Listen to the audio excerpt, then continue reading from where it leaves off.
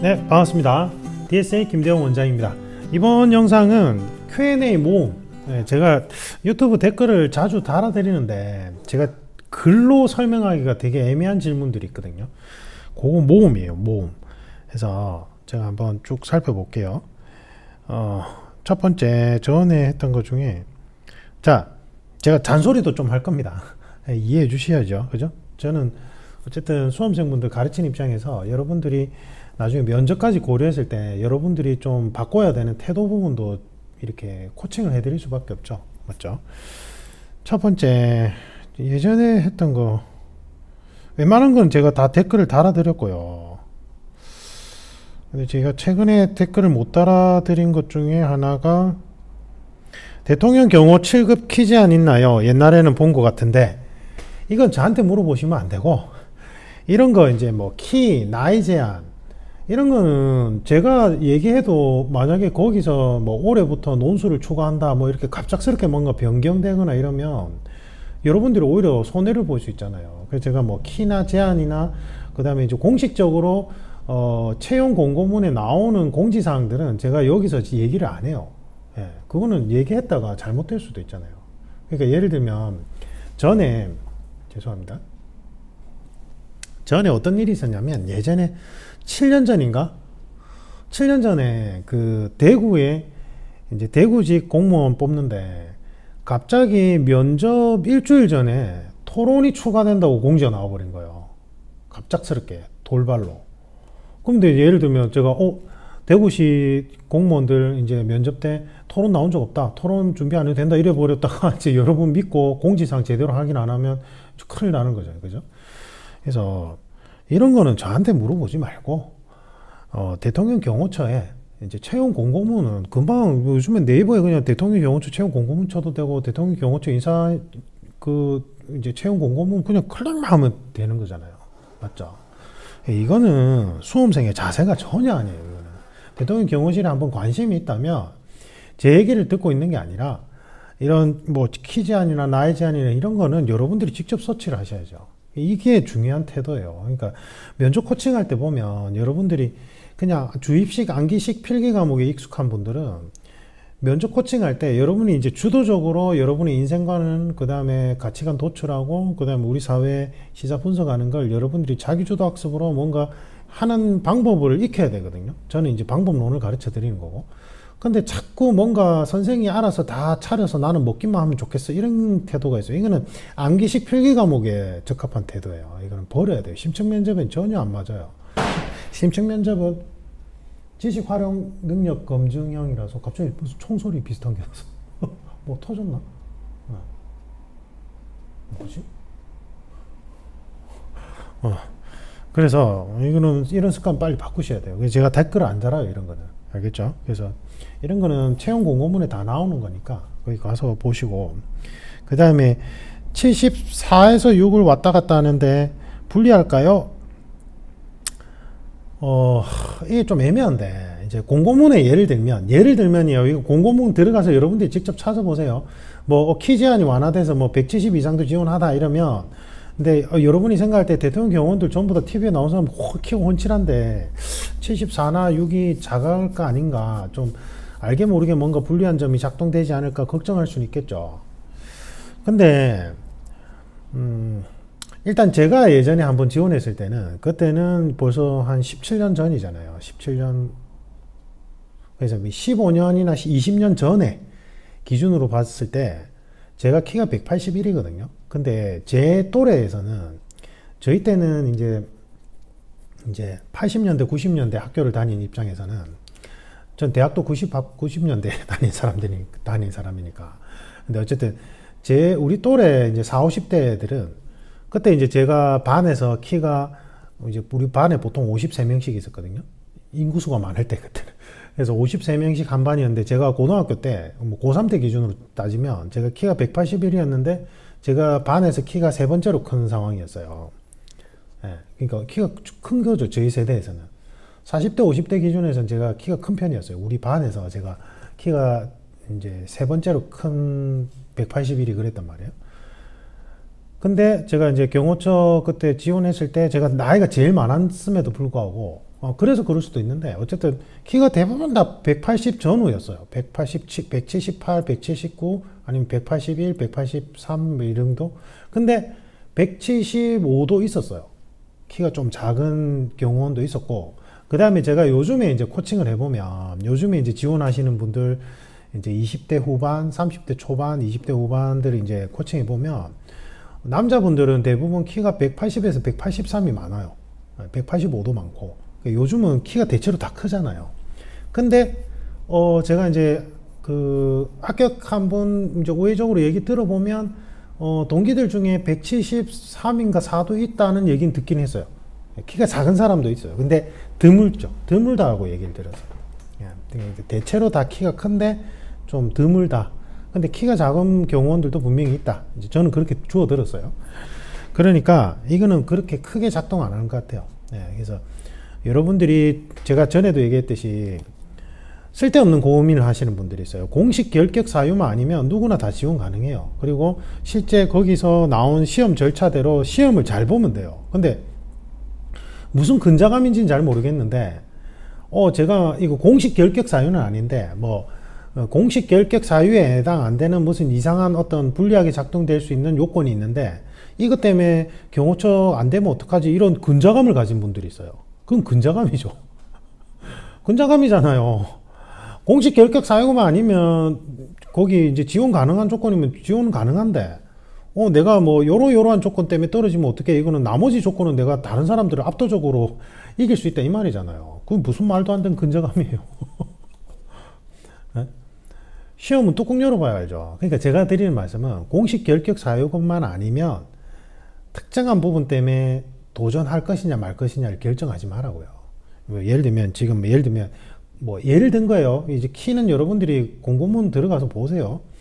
예를 들면 키가 170이 제한인데 내가 174야. 근데 경호원들은 대부분 크대. 그럼 일단 지원해야죠. 내가 정말 하고 싶으면. 다른 걸 압도적으로 잘하면 되는데, 근데 내가 174라서 결국 떨어지는 게 아닐까. 이렇게 가정해버리는 건 나머지를 압도적으로 내가 잘했음에도 불구하고 이 조건 때문에 떨어지면 억울하다 이거잖아요. 무슨 근자감이에요, 그게. 키 큰 분들 중에 뛰어난 분들 엄청 많아요. 그거는 쓸데없는 걱정이라고, 제 말은. 그래서 내가 너무 이 직렬을 너무 하고 싶어. 검찰직이든 대통령 경호직이든 경찰이든 너무 하고 싶어. 공식 결격 사유에만 해당이 안 되고 내가 지원은 가능하다면 일단 도전해 보는 거예요. 안 그러면 후회가 남아요. 내가 노력하고 안 되면 후련하게 털어버리고 다른 쪽으로 갈 수 있는데, 내가 분명히 지원 가능한데 이렇게 불확실한 정보로 내가 안 될 거야 라고 지리짐작해버리고 아예 도전 자체를 안 해버리면 평생 그게 계속 미련이 따라 남아요. 그건 어리석은 거잖아요. 맞죠? 그 다음에 선생님, 저는 경찰 준비 중인 고3인데 이게 무슨 말인지 정확하게 모르겠어요. 초등학교 6학년 때 게임에서 5,000원 문상 때문에 경찰이 왔다. 어쨌든 그래서 재판까지 받았다. 그래서 보호처분 1호와 무죄 판결을 받았다. 이게 무슨 말인지 모르겠어요. 보호처분 1호와 무죄 판결?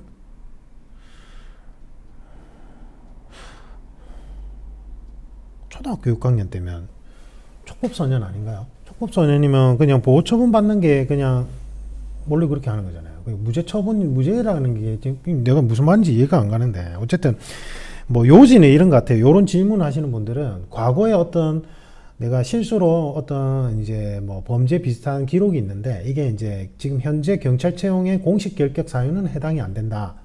그런데 불리하지 않을까? 당연히 불리하죠. 근데 이걸 직접적인 그러니까 제가 말한 거 공식 결격 사유가 아닌데, 이 특정한 사유 때문에 직접적으로 너 음주운전해서 너는 불합격이야. 이렇게는 안 된다고요. 이게 다 같은 맥락이에요. 그러니까 지금 제가 설명드린 내용을 제대로 잘 이해를 못한 것 같은데, 자, 음주운전 기록이 제일 대표적이에요. 요런 관련된 질문 하시는 분들. 자, 보세요. 음주운전은 공식 결격 사유는 해당이 안 돼요. 경찰에. 근데 음주운전 기록은 남아 있잖아요. 맞죠? 그러면 얘가 음주운전 기록이든 성매매 했던 기록이든 성매매가 공식 결격 사유인지 아닌지는 여러분들이 따로 알아보세요. 거기 전화하셔가지고. 저한테 물어보지 마시고. 근데 어쨌든 예전에 저지른 실수, 음주운전이든 학교폭력 기록이든 뭐 요런 기록이든지 간에 공식 결격 사유에는 해당이 안 되는데 이러한 기록이 제가 합격에 불리하진 않을까요? 당연히 불리하죠. 근데 이걸 직접적인 사유로 떨어지진 않아요. 근데 예전에 비전문적인 면접 가르치는 분들, 그러니까 뭐 내가 옛날에 경찰이었는데 뭐 경찰 면접관을 해봤어. 그래서 음주운전 기록이 있는 사람은 무조건 떨어뜨려요. 이 말도 안 되는 해괴망측한 소문을 퍼뜨리는 분들이 있단 말이에요. 근데 아니에요. 제가 우리 합격생 중에 음주운전 기록이 있는데 제일 최근까지도 합격한 사람들이 있고, 그리고 그 사람한테 전화를 건 정보관도 2012년 이전에 입사한 사람인데 이 사람도 음주운전 기록이 있는 사람이에요. 그러니까 음주운전 기록이 있다고 해서 무조건 떨어지는 게 아니라고요. 근데 불리하냐? 당연히 불리하죠. 불리한 거 분명히 있죠. 동일하게 생각해 보세요. 체력 점수 같고 필기 점수 동일하고 그 다음에 면접 점수마저 같아. 그럼 내가 지금 둘 중에 한 명 떨어뜨려야 돼. 그럼 당연히 음주운전 기록이 있는 사람이 기록 없는 사람보다 불리할 수밖에 없는 거죠. 그럼 당연한 거 아니에요? 예. 당신들이 면접관이면 그 기록이 있는 사람보다 없는 사람이 더 나을 거 아니에요. 다 똑같다면. 이걸 뒤집어서 얘기한 거예요. 불리할 수는 있겠지만 내가 체력이든 필기든 면접이든 다 잘 보아서 점수가 높으면 당연히 합격하는 거예요. 점수가 높은데 내가 음주운전 했다는 그 사실, 뭐 이런 기록이 있다는 이 사실 때문에 끄집어 내려서 떨어뜨리진 않는다고요. 근데 이게 왜 이런 잘못된 카더라 통신이 돌아다녔냐면 면접 점수는 공개가 안 되거든요. 그러니까 체력하고 필기에서 완전 고득점이야. 근데 내가 막 무단 결석을 한 80번 했어. 그래서 나는 내 나름대로는 어떤 비전문적인 스피치 학원 가서 말 달달달 답변 외워가지고 아니면 뭐 그 노량진의 큰 고시 학원 면접반 들어가서 내가 제일 말을 유창하게 잘한 것 같아. 그래서 필기 체력은 고득점이야. 근데 이제 고등학교 때 이제 무단 결석 기록이 한 80회 있어. 근데 나는 면접 때 어쨌든 그런 노량진의 대형 고시 학원 면접반이나 스피치 학원 뭐 큰데 면접반 다녔는데 내가 달달달 답변 외워서 유창하게 잘했어. 근데 내가 면접에서 떨어진 거예요. 최종에서 떨어졌어요. 그러면 나는 면접은 분명히 잘했을 거라고 생각하고, 그럼 결국은 무단결석 80회 때문에 떨어졌구나 라고 생각하는 거예요. 그래서 공식 결격 사유가 아니더라도 뭐 음주운전 기록이라든지 무단결석이 많다든지 이러면 떨어진다라는 카더라 통신이 돈 거예요. 지금 방금 말한 사례는 우리 합격생이에요.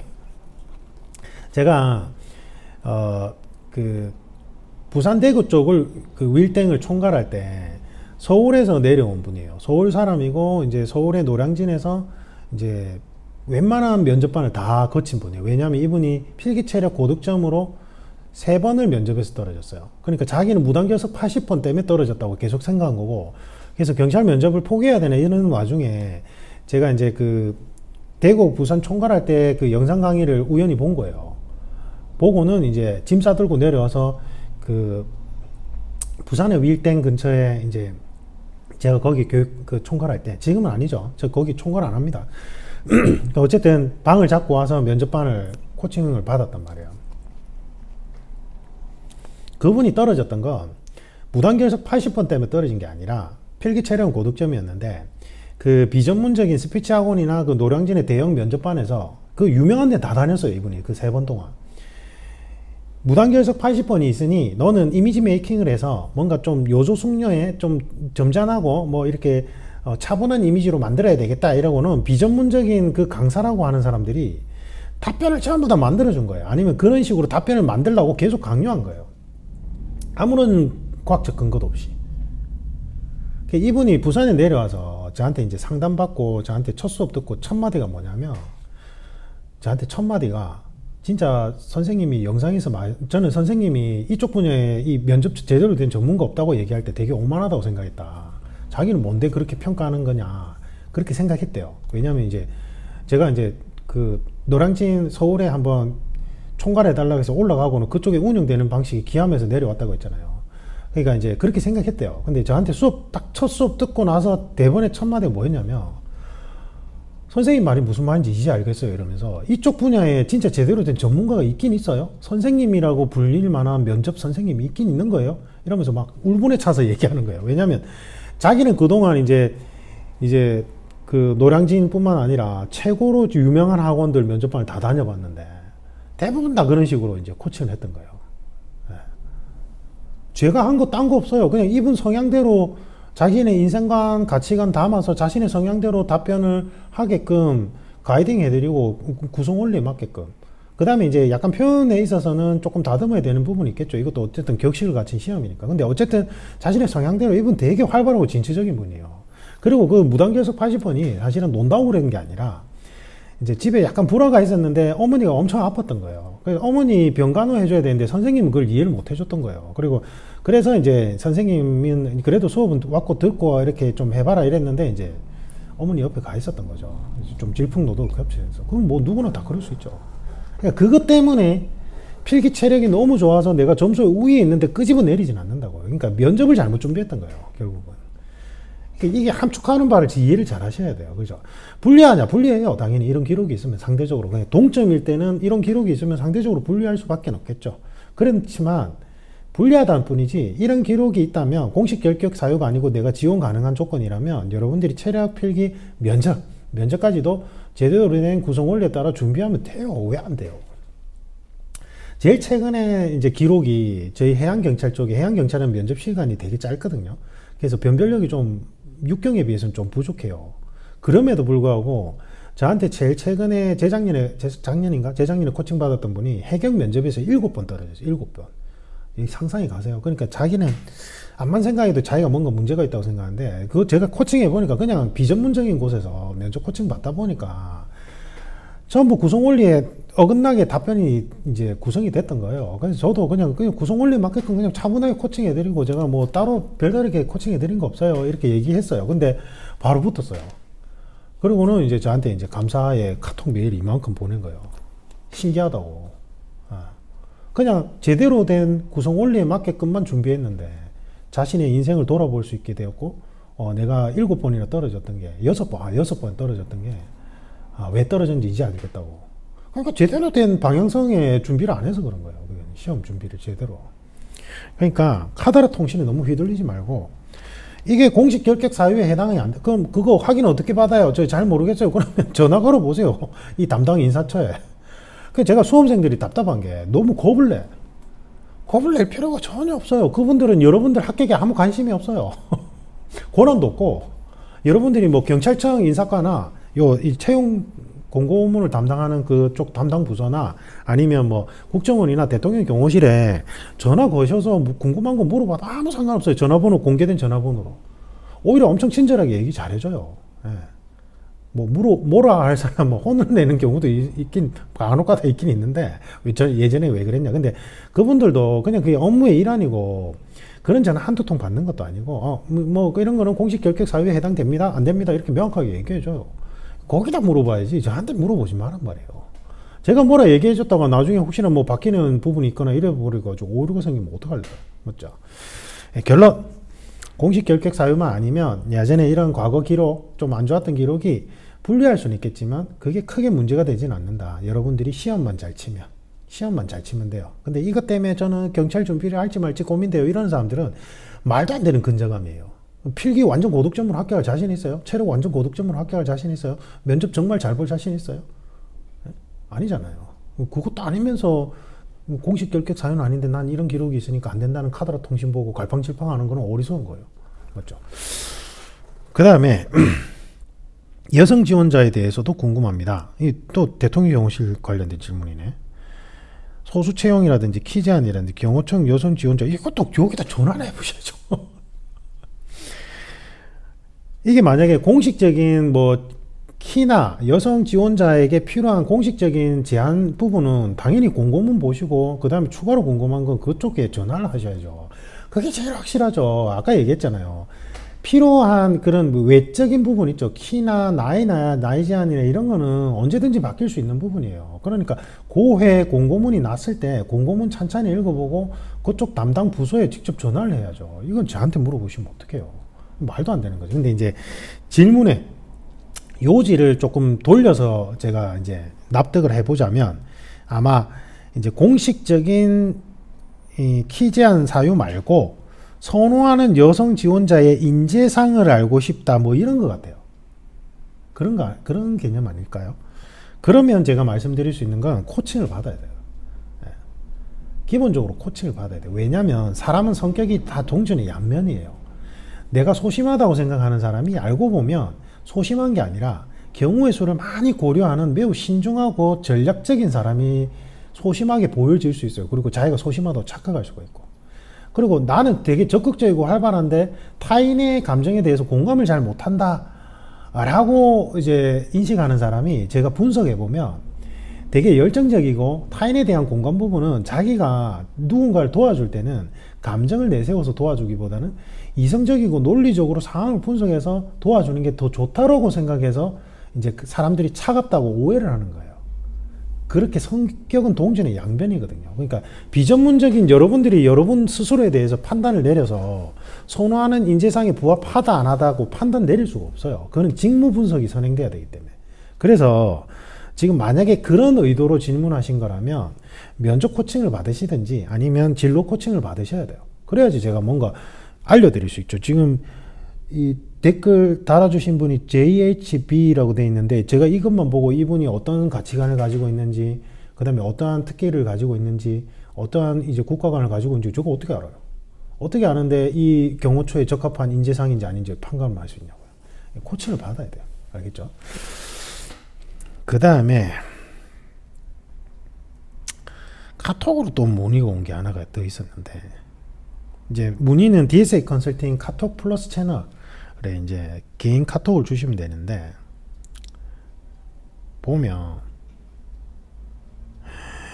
2002년 여경 채용 인원이 많이 감소했다. 그 이제 윤석열 요번에 이제 당선되셨잖아요. 근데 이제 페미니스트 뭐 이런 하여튼 그러니까 좀 덕재적이니까 문재인 정부 때 여경 채용 인원이 많아졌는데 아마 윤석열 대통령 선호도를 조사해서 경찰청에서 이제 여경 채용 비용을 줄이는 게 아니냐 이렇게 걱정하는 거잖아요. 근데 10명 뽑아도 합격할 자신이 있으면 합격 공부하면 돼요. 예전에는 여경도 3명 뽑을 때도 막 3년씩 5년씩 준비하신 분이 있는데 여러분이 내가 여경이 경찰이 나의 천직이라고 생각하고 나는 정말 경찰이 하고 싶다면 3명 뽑든 1명 뽑든 도전해야죠. 안 그러면 계속 미련이 남는다니까요. 그러니까 채용, 그리고 제가 이 관련된 영상을 올려드린 게 있어요. 한번 보세요. 뭐 감옥 개편 후 채용 인원이 줄어드니까 감옥 개편 전에 최대한 합격해야 된다 뭐 이런 학원과 상술 얘기하면서 얘기를 드렸는데 예전에 아주 오래전에 사법시험이 합격률이 0.003%인가 그랬어요. 0.003%. 이거 어느 정도인지 이해가세요? 최고로 난다 긴다 대한민국에서 공부 좀 했다는 사람들이 모여가지고 합격하는 건데 0.03%가 그랬어요. 그래 도전하잖아요. 근데 이제 그래서 그때 이제 컴퓨터로 통계 데이터를 한번 낸 적이 있는데 사법시험이든 경찰 순경시험이든 국가직 구급시험이든지 간에 이제 상대적 평가에 의해서 경쟁하는 채용 인원수가 제한된 이런 시험에 있어서 실질 경쟁률을 체크해 보니까 실질 경쟁률은 시험의 종류와 상관없이 3대 1이에요. 나머지는 다 허수라는 거예요. 허수. 그걸 이해하셔야 돼요. 그러니까 내가 여경 인원을 채용을 1명 하든 아니면 10명 뽑든 100명 뽑든지 간에 여러분들은 진짜 실력자 3명을 제끼면 돼요. 그런 각오로 공부를 시작하셔야 돼요. 그러니까 1명 뽑든 10명 뽑든 100명 뽑든 그게 중요한 게 아니에요. 진짜 내가 이 일을 하고 싶고 내가 이 일이 천직이고 난 이 일을 너무 하고 싶다면 그럴 각오로 도전해야 돼요. 그리고 만약에 100명 뽑는다고 해도 그만큼 많은 인원이 몰리면서 실력자들이 몰리기 때문에 진짜 실력자 3명을 제낄 수 있는 용기를 가지고 도전해야 돼요. 그러니까 뭐 10명 뽑을 때는 좀 더 내가 안일하게 공부해야 하고 1명 뽑을 때는 더 많이 공부해야 될 것 같으니까 포기할래요. 이런 생각을 벌써부터 가지고 있으면 공부를 안 하는 게 맞죠. 근데 제가 정확하게 하라 말하고 얘기 못하는 건 제가 이분의 잠재된 능력이나 학습 소화율을 몰라요. 맞죠? 그래서 코칭을 받아야 돼요. DSA 코칭 케어 프로그램 받아라는 얘기가 그래서 그래요. 제가 어떤 분은 경찰이나 공직이 안 맞아요. 그냥 민간기업체 취직하세요. 이쪽 분야로 이렇게 추천하는 분도 있고 어떤 분은 자기는 계속 자기 자신을 되게 폄하하는데 제가 보면서 우와 이분 당신은 국정원 7급이나 아니면 뭐 경찰 간부후보생 시험을 한번 도전해보세요. 아까워요. 이러면서 그런 분도 있어요. 그리고 자신의 기존적인 학벌 있죠. 뭐 공고 나왔는데도 제가 체크해보면 학습 소화율이 아주 뛰어난 분도 있어요. 예. 뭐 문해력, 뭐 종합적으로 판단할 수 있는 부분인데, 이런 분들은 그냥 공부에 흥미가 없어서 그동안 이제 학업을 등한시했던 거니까 계기만 주어지면 공부를 잘 할 수 있는 분이거든요. 그래서 제가 그런 분들은 오히려 적극적으로 추천해주고 그래요. 그러니까 저도 지금 질문하신 분들이 어떠한 학습 소화율, 그 다음에 어떠한 능력치를 가지고 있는지 전혀 모르는 상태에서는 이거 이다 아니다 절대 말해서는 안 돼요. 그러니까 뭐 학원 행정 직원들이나 아니면 뭐 비전문가들 있잖아요. 뭐 내가 시험을 몇 개월 만에 합격했으니까 하면서 뭐 이런 분야 전문가인 것처럼 행세하려고 하는 유튜버 분들 있죠. 직업은 다른 건데 그런 분들이 뭐 이렇게 하라 저렇게 하라는 게 되게 위험하다고요. 저는 제가 인적자원개발 및 교육 프로그램 설계자로 활동한 지가 지금 벌써 몇 년째일 것 같아요. 저 같은 경우는 저도 법대를 나왔잖아요. 근데 제가 이쪽 분야로 활동하면서 전문가로 활동할 때 저는 제가 필드에서 실제 실적이나 프로그램 개발한 거를 이제 교육기업에 검증받으면서 제가 이쪽 전문가로 활동한 거라고요.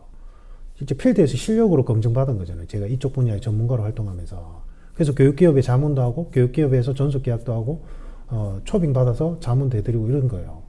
그러니까 제가 이쪽 분야 전문가로 이제 판단할 때는 사람마다 천차만별이에요. 학습 소열이. 그래서 공부 방법론을 획일적으로 뭔가 이런 특이한 공부 방법, 이러한 획기적인 공부 방법만 하면 합격합니다. 이런 건 없어요.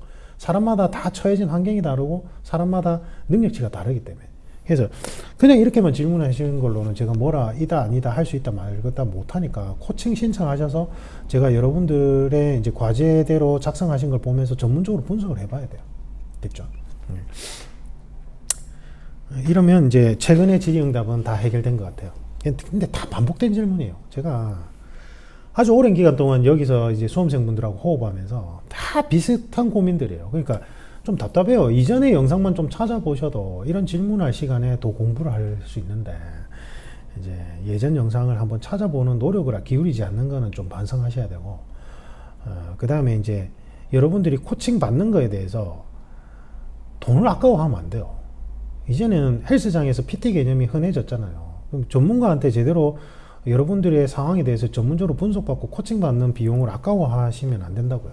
그럼 시행착오를 계속 걷는 거예요. 예. 그렇게 생각하셨으면 좋겠어요.